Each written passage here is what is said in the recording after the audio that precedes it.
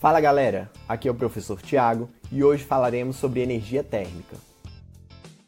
Se observarmos microscopicamente um objeto, perceberemos que ele é constituído de moléculas em constante movimento. As moléculas transladam, rodam e vibram. Tudo isso representa uma manifestação microscópica da energia cinética, e chamamos isso de energia térmica. A intensidade dessa agitação pode ser mensurada por meio da temperatura do objeto. Sendo assim, a temperatura é uma medida indireta do grau de agitação das moléculas de um objeto. Entretanto, além da energia térmica, a energia potencial de ligação entre as partículas também faz parte da energia interna. O seu valor depende do número de átomos, do tipo de ligação entre eles e do tipo de interação que faz com as moléculas vizinhas. Neste vídeo, daremos foco à medida indireta da energia térmica, ou seja, a temperatura. Para medi-la, utilizamos escalas termométricas. Uma escala termométrica é um conjunto de números associados a determinadas temperaturas. Para estabelecer uma escala, escolhemos duas situações fáceis de identificar, como por exemplo, o ponto de derretimento do gelo e o ponto de vapor da água. Escolhemos um número para identificar as situações. Celsius, por exemplo, escolheu 0 e 100. E depois marcamos escalas intermediárias para medir outras temperaturas. Fahrenheit, por outro lado, escolheu esses valores como 32 e 212. Por conta disso, a escala Celsius tem 100 partes entre o ponto de derretimento do gelo e o ponto de vapor de água, enquanto que na escala Fahrenheit essa divisão é em 180 partes. É comum alguns países utilizarem escalas de temperaturas diferentes, e por isso é importante saber convertê-las. Entretanto, ao contrário de outras unidades de medida, as de temperatura não são proporcionais, de modo que não é possível fazer uma regra de 3.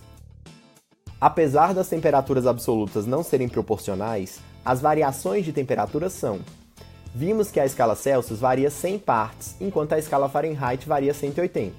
Portanto, podemos fazer 100 está para 180, como uma variação em Celsius está para uma variação em Fahrenheit. Veja, escolha uma temperatura e a chame de Tc na escala Celsius e Tf na Fahrenheit.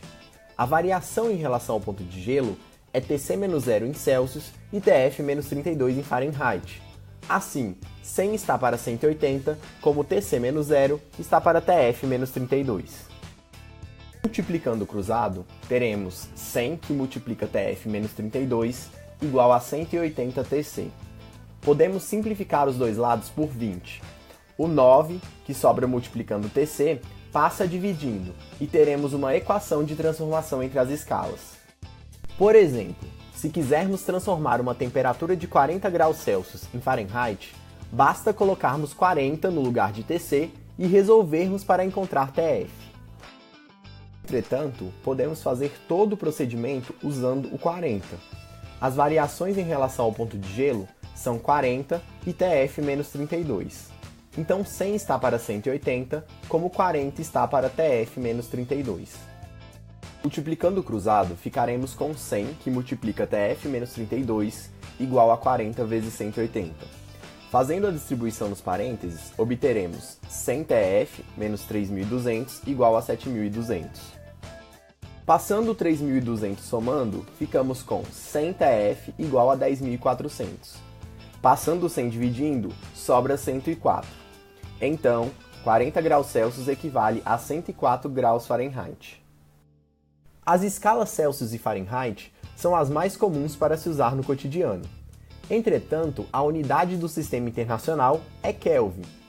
Pense, se a temperatura mede a agitação das moléculas, seria coerente chamar de zero a temperatura para a qual elas não se movimentam. Foi isso que Kelvin fez. Ao descobrir que as moléculas ficariam imóveis quando estivessem geladas a menos 273,15 graus Celsius, chamou essa temperatura de zero Kelvin, o chamado zero absoluto. Dessa forma, somou 273,15 nas temperaturas da escala Celsius, estabelecendo uma escala sem temperaturas negativas. Sendo assim, as temperaturas de gelo e vapor na escala Kelvin ficaram como 273,15 e 373,15 Kelvin. Nessa escala, não usamos o símbolo de grau. No próximo vídeo falaremos sobre dilatação térmica. Até lá! created using Powtoon.